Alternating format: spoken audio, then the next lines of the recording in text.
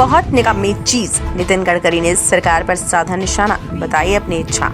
नमस्कार, स्वागत है आपका KAN न्यूज में। आपके साथ मैं हूं सना खान। अपने बेबाक बयानों के लिए मशहूर केंद्रीय सड़क परिवहन और राजमार्ग मंत्री नितिन गडकरी ने शनिवार को सार्वजनिक रूप से सरकारी व्यवस्थाओं को अप्रभावी और निकम्मा करार दिया।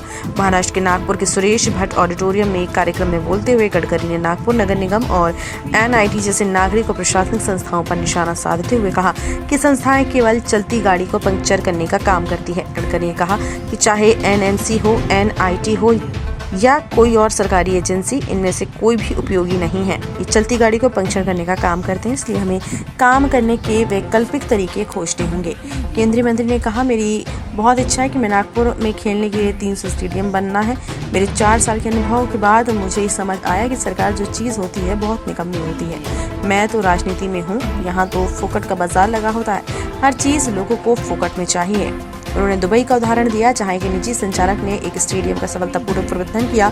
गडकरी ने बताया, दुबई का एक व्यक्ति जो वहां स्टेडियम चलाता है, उसे अब नागपुर में भी इसी तरह की एक परियोजना सौंपी गई है। सरकार जमीन, पानी और बुनियादी ढांचा उपलब्ध कराएगी, लेकिन सुविधा के संचालन और रखरखाव की जिम्मेदारी उसी की होगी। फोकट में किसी को कुछ नहीं सीखना चाहिए। गडकरी द्वारा सरकारी एजेंसियों की तीखी आलोचना, खासकर एक वरिष्ठ मंत्री के तौर पर उनकी टिप्पणियों की राजनीतिक हलकों में प्रशंसा और आलोचना दोनों हो रही है।